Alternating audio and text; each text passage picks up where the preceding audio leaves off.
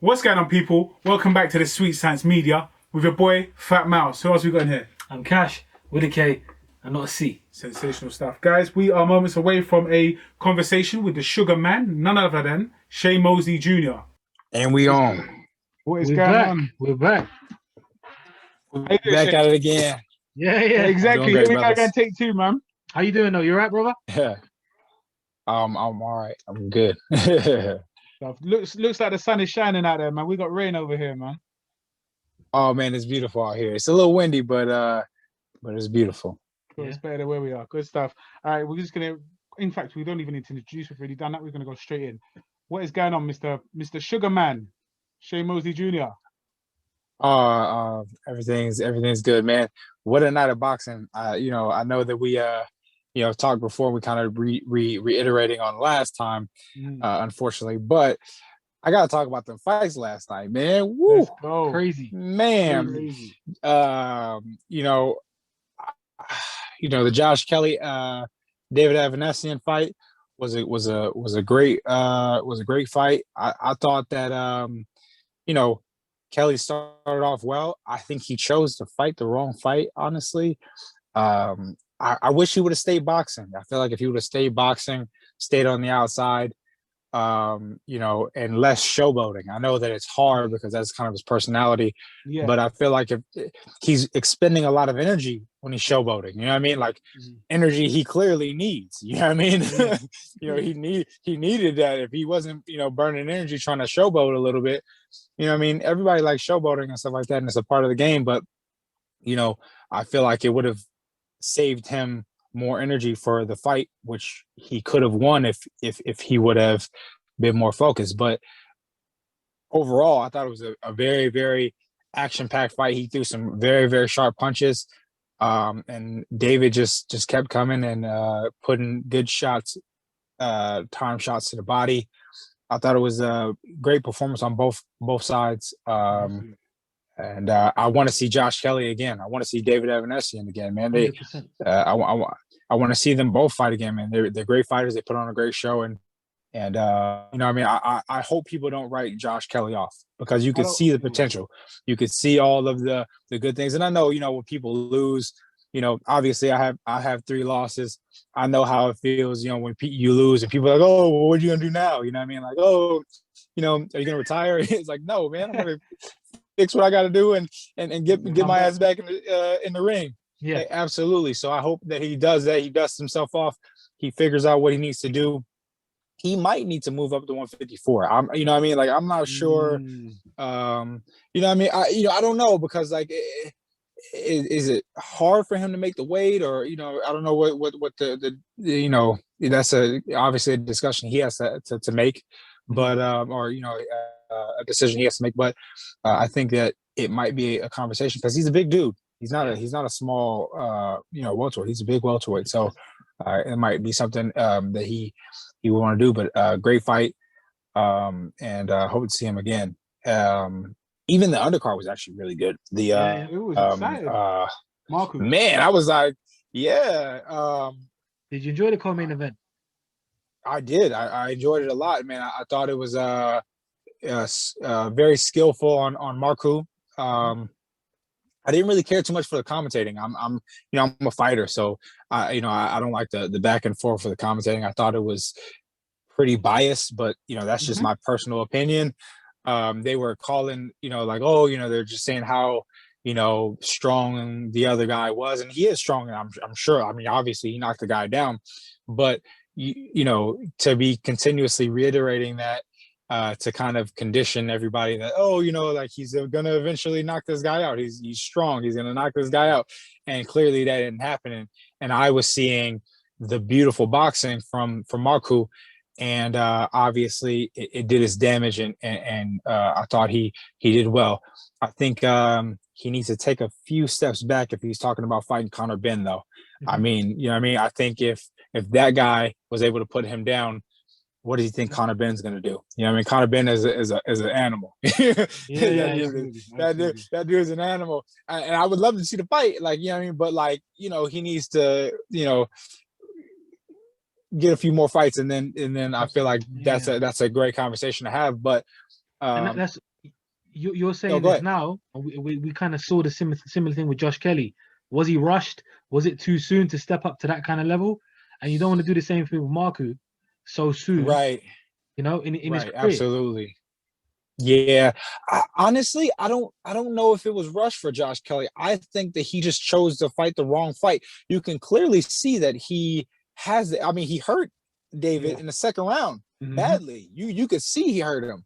It was clear. So I think he just needs to manage his energy and be able to fight the right fight when it comes to those things. But as far as the the level, his level is there. I don't think it's a question about his level. I think it's a question about how he is Performs that conducting night. himself Yeah.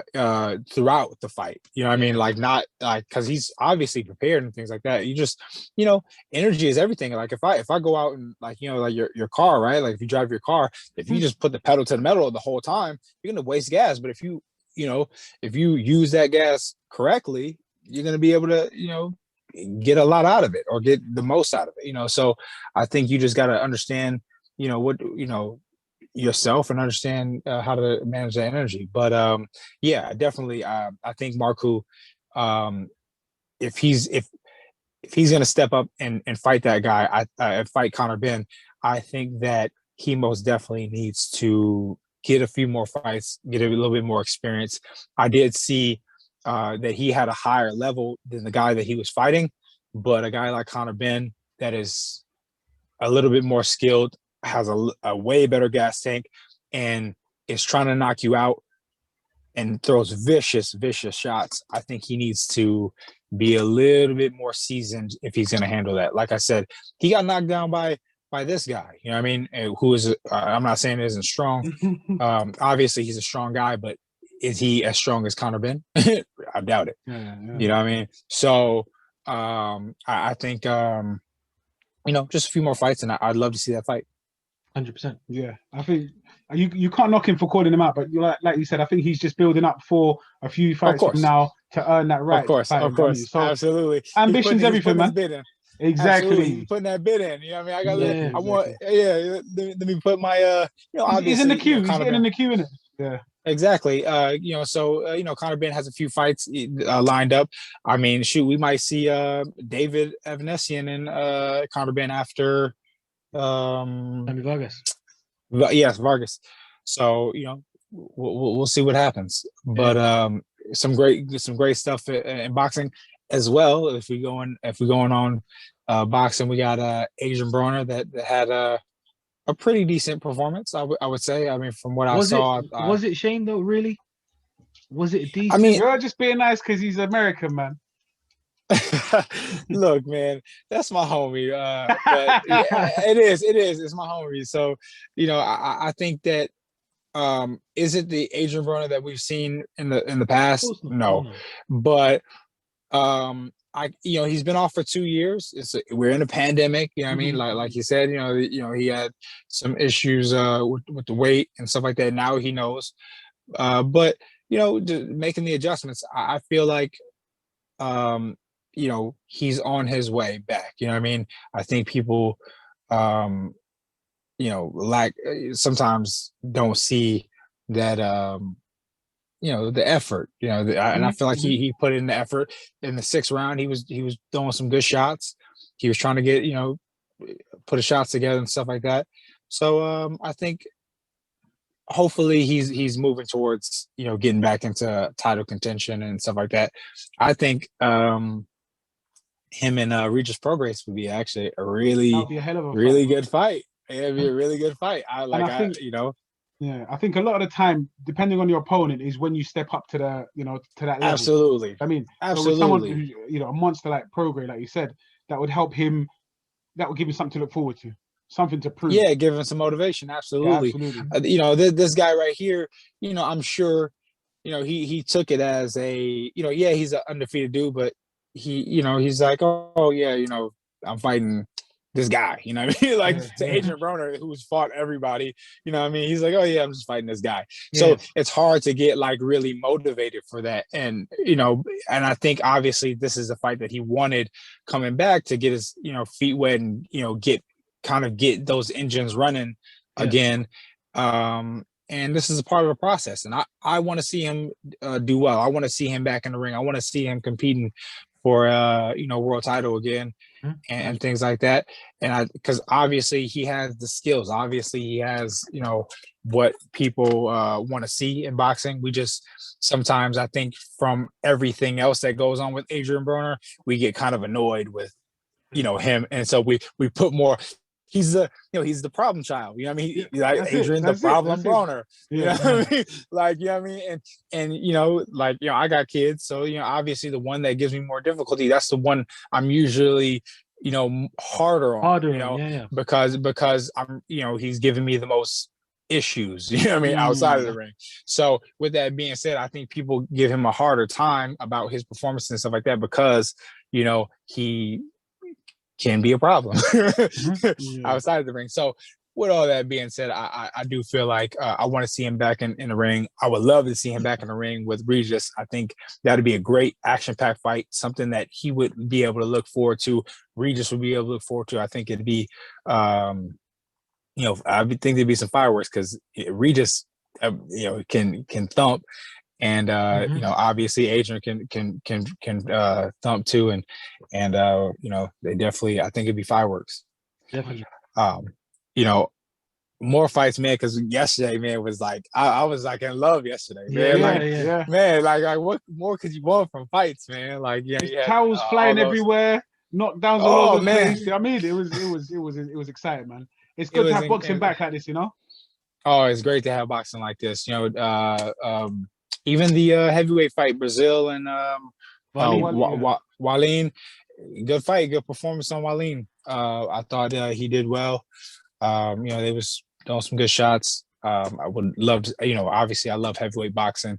It's almost like a different sport. Heavyweight boxing is almost like just a different sport. It's like, it's totally different. Like just like the way we even just appreciate it is different. Are they making the Anthony Joshua and Tyson Fury fight? They are, man. Oh man, I can't wait for that. That's the fight for the decade right there. That's the fight that everybody wants to see. I'm just saying right now, I love Anthony Joshua, but Tyson Fury is there's only one Tyson Fury, and he's gonna win, in my opinion. Listen, we have to usually sit on the fence on these kind of things, and we can't get too carried away. But if we look at it in a boxing standpoint, in my opinion, and I think in Mouse's opinion, I think that Fury's the clear favorite.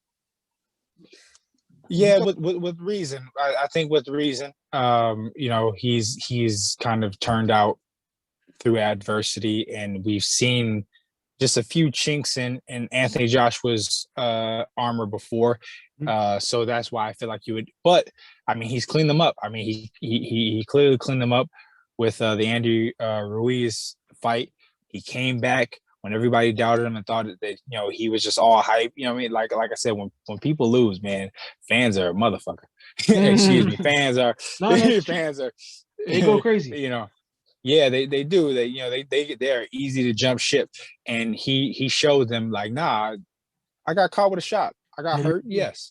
But I'm able to regroup and come back and show you that I'm a real champion.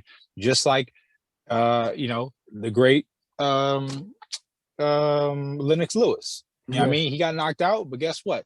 Everybody that's ever beat him, he has a knockout win over. He's come back and better than ever, and that's why he's a great.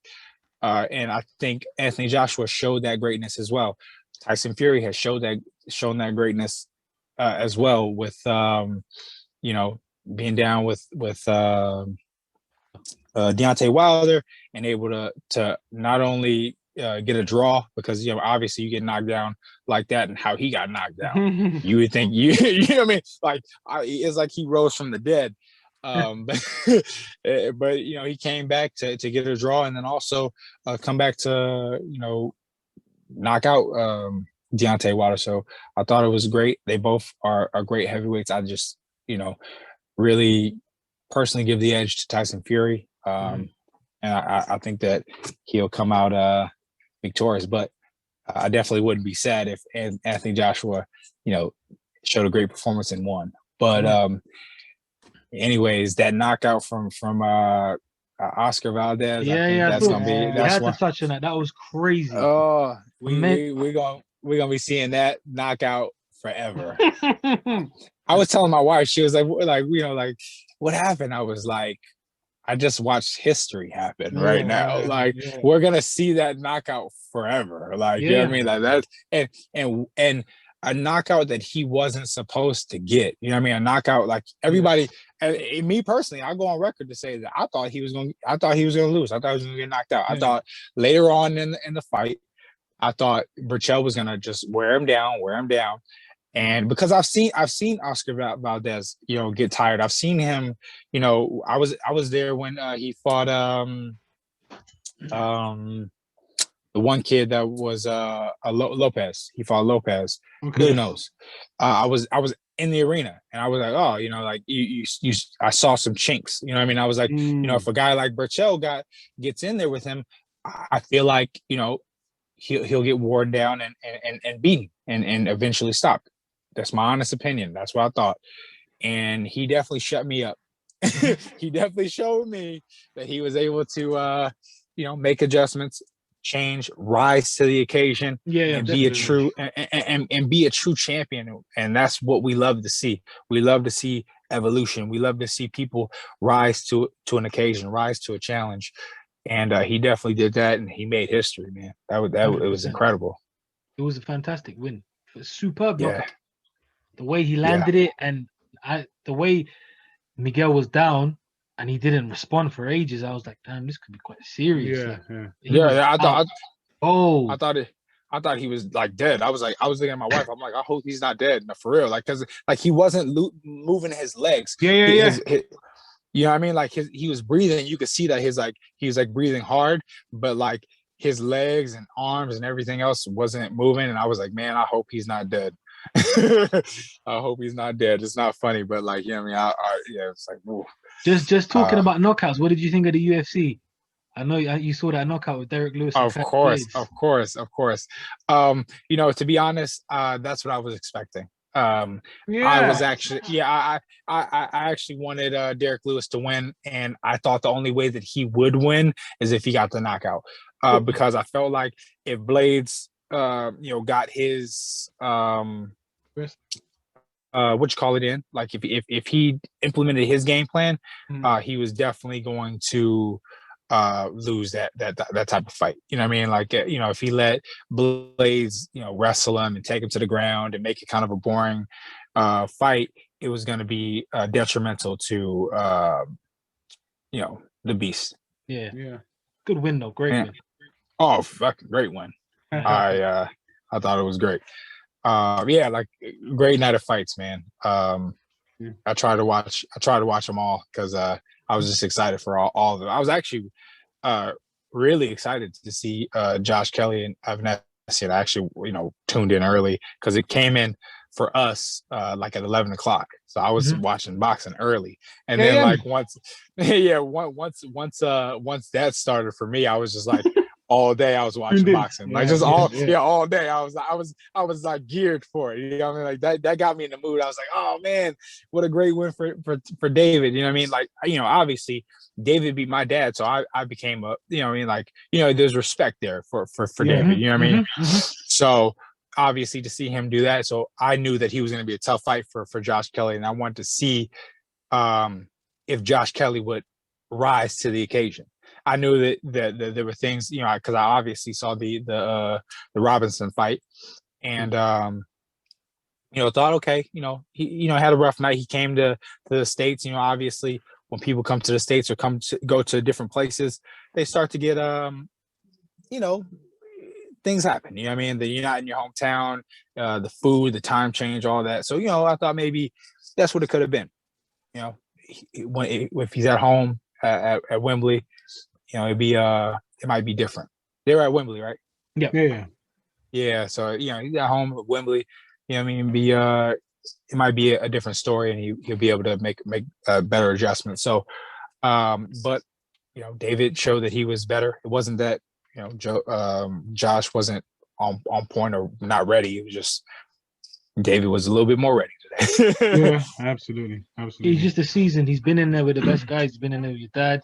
Been in there with Lamont Peterson. Exactly. And exactly. he's been at that level before. Whereas Josh, I guess, when you're new in those certain situations, Josh has never really been hurt like that before. Josh hasn't been someone in his face the whole fight, not taking a backward step, not letting you breathe. People react differently, but it's good that I think it's happened sooner rather than later for Josh. Yeah. Right. This could make him a much better fighter. We could see a better Josh Kelly because of this. And I hope that that's the case. I hope that we see he takes this loss and makes him better rather than makes him worse. Definitely. And talking about better fighters, yourself, you're looking more improved. There it is. Yeah. Back off a win a couple of weeks ago against Cristian Olivas. Congratulations. How is it anyway being back in the ring during the time we're in at the moment, the pandemic? How has it been for you, and what was it like getting back out there and sort of shaking off them cobwebs? Oh man, it was great. I mean, obviously I had fought in the bubble before, so it was a good situation. I mean, I was used to the situation, I should say, and it was very familiar. I knew what to expect, so it felt comfortable. And then also, it felt good to get the win. Felt good to show off my skills and especially against a veteran like Cristian Olivas. First person to take him out, man. I like that. I mean, so yeah, I like that must too. Be a good feeling. That was a pretty good feeling. I definitely feel like I got a little bit of street cred from that. Absolutely. Yeah, I mean, like obviously, personally, I think that me beating a guy like Josh Kelly. I mean, not Josh Kelly. Olivas. What was I supposed to fight? No. I was supposed to fight Jason Quigley. Yeah, I was supposed to fight Jason Quigley. So, that obviously would have been a better win. But, I mean, and it would have been for a belt and things like that. So obviously, if I had to choose, I would have preferred to fight a guy like Jason Quigley. Obviously, it would have been a different fight and things like that, and we would have had to take that as it came. But I feel like I was prepared to have a great performance against Quigley, and I feel like it would have been ultimately the same outcome. But I do feel like I will take this win because I feel like we said, nobody had ever knocked him out, and he had fought a lot of great guys before, and I was able to be the one who stopped him first. So it was a great, absolutely. That must give you a high, man. Put you in, good standing for a fight bigger than Quigley. Again, we spoke to Bones last week, and he said, "What, Quigley? We're not even looking at Quigley no more. We need something bigger for Shane." So I'm seeing that as well, and I think you're saying you would have liked to fight Quigley, but given that your last performance, are you ready to take on higher levels, bigger names? Absolutely, I'm ready to take on whoever's next, whoever is going to get me in the get me on track to winning a world title. That's who I want to fight. If that, whoever that may be. So if that's Jason, if that's whoever, I don't really, whoever it could be, whoever is in line for that, I'm ready for that, and I want that so that I can get in line for a world title and be a world champion. Amazing. Obviously you mentioned this at the beginning, but we had this conversation already and it kind of went left early on, so we had to reschedule this. So firstly, ladies and gentlemen, this man is a legend. He's given us his time twice for one interview, so we have to thank you for that. Number one. Time. Secondly, we touched on this as well. So you brought something new to your camp. Okay, somebody new essentially in Bones Adams. Yes. How did that affect your game, or how did that improve your game? And how did you find working with him? Because it's only been 6 weeks or 7 weeks now. It's only been 6 weeks after the fight. How did you find that? What improvements or what changes did you see in your game? I definitely think that Bones, having Bones Adams was a great addition to my camp and a great addition to me. I feel like Bones is a very good coach. He's particular on what he wants. He knows exactly what he wants, and expects from me. And he knew how to relay that message to me. And I thought I had it was a cool familiarity with him. It almost felt like I had trained with him before, or like been around him before. And obviously, I knew Bones before that. He was around my dad. He would come up to Big Bear and things like that, and you know train with my dad and hang out with my dad and stuff like that. So I had known him before. He had actually asked me to he asked me to train me before. And he was like, yeah, man, you come to Vegas and train with me. I'll make you a world champion. You know what I mean? And at the time, I was like, yeah, okay, whatever. Yeah. But now I believe him. Yeah. Now I believe him. Now he was right the whole time. And hopefully, we can make that happen and make him make his words true. Have him make me a world champion. But I definitely feel like there was familiarity, there was trust there, and ultimately, I feel like that's what makes a great team, right? If you trust your coach, if you trust your team, you do what they say, and there's that connection there.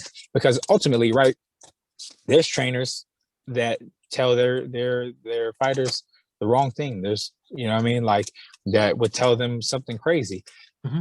As long as it works, it don't really matter what you tell them. As long as you giving them they trust you and they do the things that they need to do at that time and it works, hey, that's all that matters, right? And that I think that's what I feel like Bones really has. But we have that connection, and he has the right idea for me, and he knows what he wants out of me, and I think we have a good connection to make that happen. So I like that.